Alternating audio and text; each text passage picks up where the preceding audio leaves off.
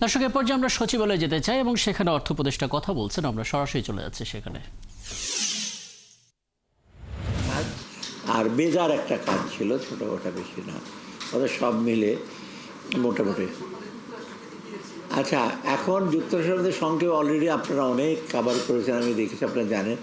আমাদের উদ্দেশ্যটা এটা বড় টিম গেছে, কারণ হলো এটা সাধারণত এই মিটিংয়ে খুব বড় ডিসিশন, কিন্তু আমরা গিয়েছি কারণ আমাদের কতগুলো নেগোসিয়েশনের ব্যাপার ছিল।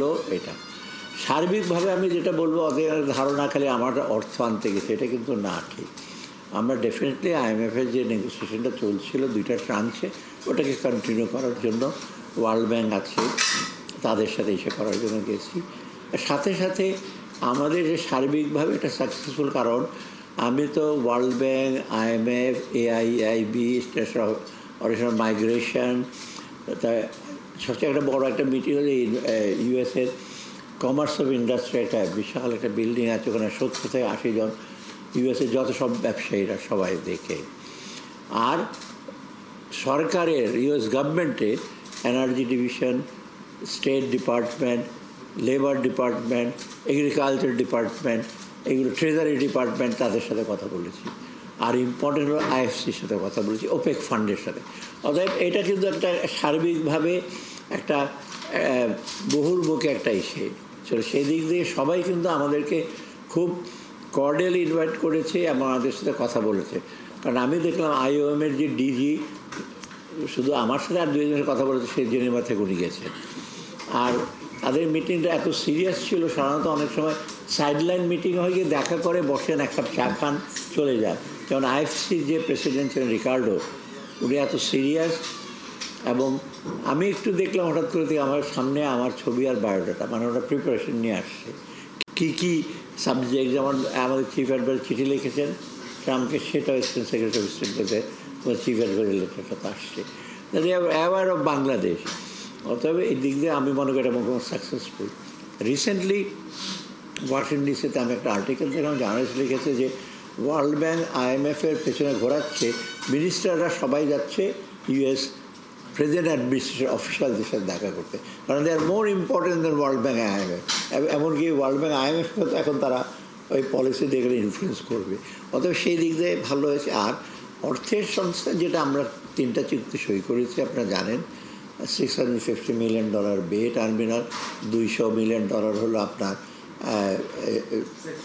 সেফটি নেট এবং এই যে রেজিলিয়েন্স প্রজেক্ট, আর 100 মিলিয়ন, এটা হলো 850, আর 100 মিলিয়ন ওপেক ফান্ড, সেটা হলো প্রাইভেট সেক্টরের জন্য। এবং ওপেক ফান্ডের যে প্রেসিডেন্ট ফৌজিয়া সুলতান, উনি নিজে বলেছেন যে আমরা প্রাইভেট সেক্টরের জন্য আরও আমরা ইচ্ছা করব। আর আইএফসির সাথে আমাদের কথা হচ্ছে ভেরি সাকসেসফুল। আইএফসির অলরেডি কিন্তু অনেক ইনভলভমেন্ট আছে, এবং আইএফসির যে প্রেসিডেন্ট ছিলেন উনি বললেন যে we are expecting about $500 million for the private sector. IFC কিন্তু প্রাইভেট, সেই দিক থেকে কিন্তু আমাদের আবার একটা ভালো একটা দিয়েছে, কারণ প্রাইভেট সেক্টর লেট গ্রোথ হবে। অর্থাৎ সার্বিকভাবে আমরা মনে হয় সাকসেসফুল। আর আইএমএফেরটা শেষ করি, যে আইএমএফের দু একটা কতগুলো ইস্যু আছে, খুব বেজোর না, কিছু কিছু শর্ত, যেগুলো আমরা সবগুলো আমরা পরিপালন করতে চাই না আমাদের দিক থেকে। এবং আমরা ফাইট করেছি, আমরা ইসে তর্ক করেছি, ওরা বলছে এই করো সেই করো, এক্সাম্পল দিয়েছে। আমরা যে ওই পথে আমরা হাঁটবো না। বাংলাদেশে মোটামুটি ম্যাক্রো ইকোনমিক স্টেবিলিটি অনেক বেটার। হয়তো ডিসেম্বরে তোমরা যা দেখেছো, পরে যারা এখন যেখানে আসছো ওরা বলছে না, ডেফিনেটলি মাচ বেটার, রিফর্মগুলো অনেক বেটার, দ্রুত করছো। আর আইএমএফ থেকে কোনো টাকা পয়সা না নিয়েই কিন্তু আপনি দেখেন যে foreign exchange market, foreign reserve stable. আমরা কিন্তু আইএমএফ থেকে আর টাকা পাই নাই এই গভর্নমেন্ট আসার পর। অত তাদেরকে বললাম তোমাদের টাকা ছাড়াই তো আমরা ম্যাক্রো ইকোনমিক স্টেবিলিটি পৌঁছেছি, ইজ এ প্রুফ।